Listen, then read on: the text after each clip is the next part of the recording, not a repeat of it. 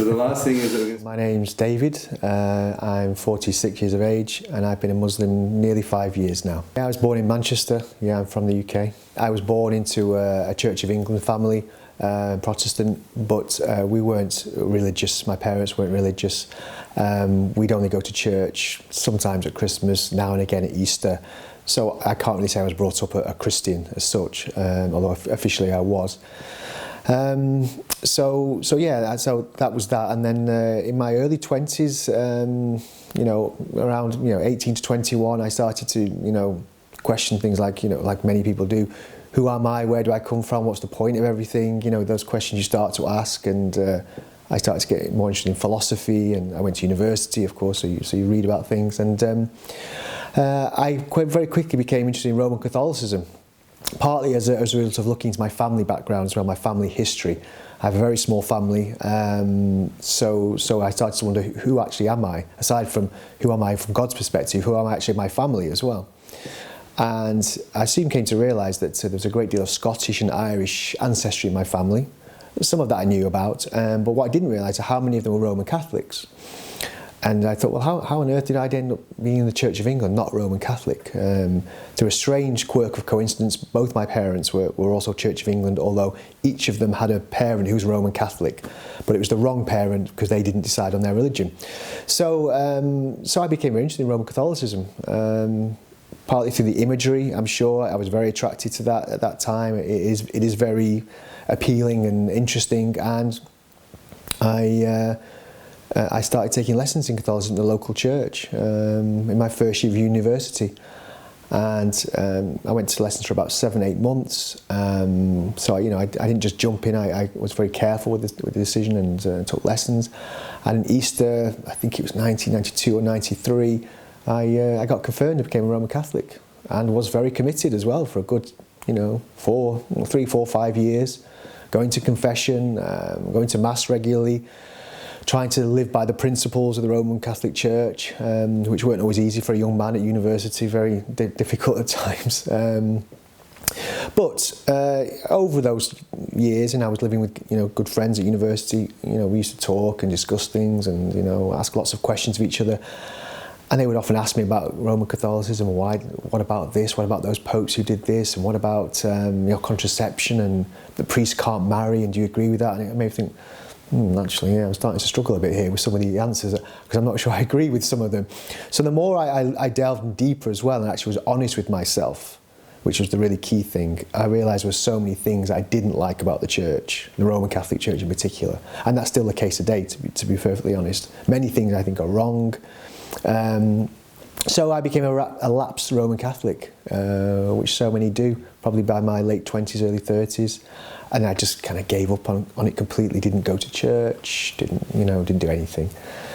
And then I had a period, I suppose you might say, of agnosticism, stroke atheism. I just wasn't really sure what I believed. I was just, I was floating, I was drifting really, in my spiritual life for a good few years. And then I met a friend, and I was introduced to Islam, the Quran. I'm always happy to read things, new things. I haven't got a closed mind, I don't think, at all.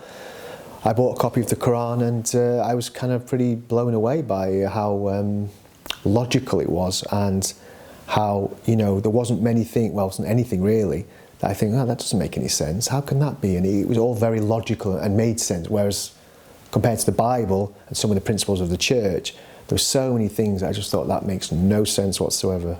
They ask you to believe in God, as Islam does, but they ask you to believe so many things, you think that's just not possible. Whereas Islam, it doesn't, it's very straightforward, very simple, to my mind.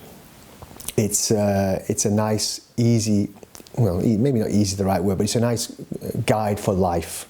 It helps you live a clean, healthy life. So again, with Islam, I read the Quran a few times. I went to classes at a local mosque. I didn't just jump in. I don't tend to jump into things. I like to research and make sure it's the right thing for me. And I learned how to pray myself at home, and I realised it was the right thing for me. It was helping me clean up my act a little bit. Not that I was a very bad person or anything like that, but I just needed to clean up a little bit.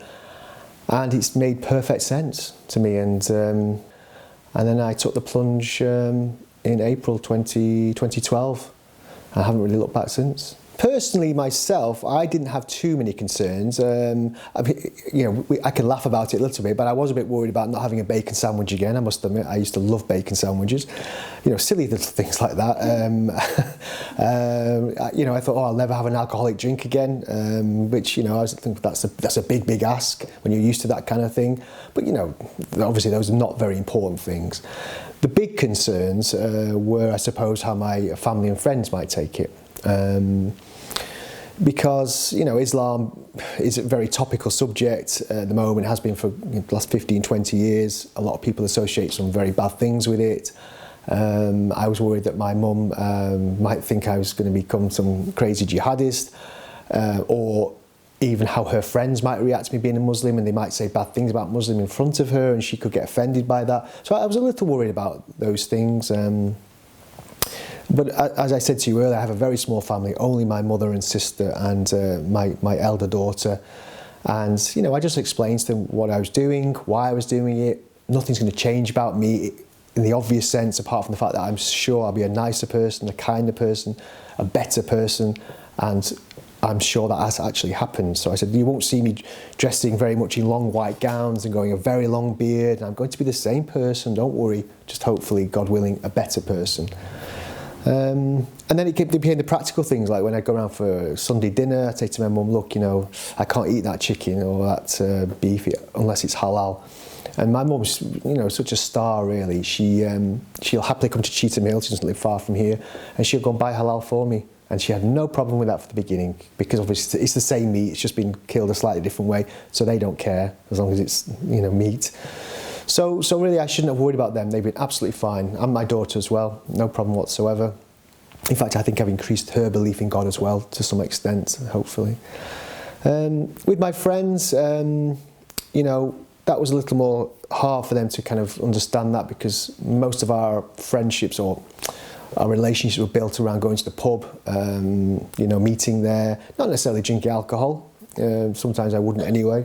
If you're used to doing that kind of thing, and drinking alcohol, it's probably best to stay away from it as much as possible, because you're just making life harder for yourself. So I just withdrew from that environment, and I wanted to anyway. And some of my friends didn't like that, and they thought I was kind of rejecting them to some extent. But, I just had to think, well, look guys, I have to do what's right for me at the end of the day. I can't live my life for you and for a Friday night or a Saturday night. And if it feels right for me, and we're still friends, we can meet for a coffee somewhere, and we can go to each other's houses. We still be mates, obviously, but I just can't come to the pub regularly and do those things anymore. And some of them have been okay with it. Some I don't see as much of now, but that's the way it is, and I'm okay, and I'm sure they're okay as well. I think it's just made me more of a calm person, a happier person. And I know that sounds a little cliched, and happier. I can't say I walk around with a big smile on my face all the time. I smile, but certainly it's made me just a little more aware of things, socially aware as well. I'm a lot more charitable than I used to be. I was somebody who used to give money to homeless people from time to time, but I try and do it a bit more often now. Or I'll give money to Syrian charities or Palestinian charities or whatever, things I would never probably do before. And realise how lucky I am that I've got a job earning X amount of money and I have a nice warm house to live in. And it's just made me think, well, I'm very lucky. Everything's not perfect, of course. It could be better, and of course, in certain areas. But I've got what I've got, thanks to God, and I have to help other people.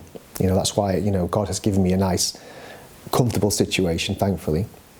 And it's my responsibility when I see bad things going on that I can do a little bit. It's not very much, I know, but I have to do a little bit.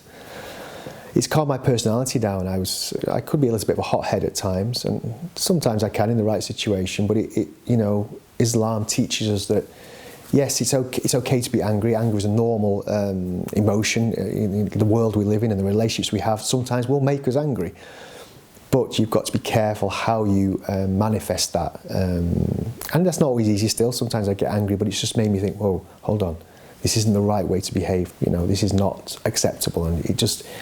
It's that little almost good thing in your brain goes, think what you're doing here, be careful. And it's just made me just more aware of myself, and, so it's brought me back to earth, as it were. would say make sure you visit your local mosque, speak to some Muslims there, understand the basics, the fundamentals, how it will change your life, you know, and if your local mosque offers classes on understanding Islam, absolutely take those up, because you can learn so much through that. You can make good friends, good contacts, people you'll know possibly for the rest of your life. So, you know, do your research, learn about Islam, and when you're ready, just do it, because you won't look back after that.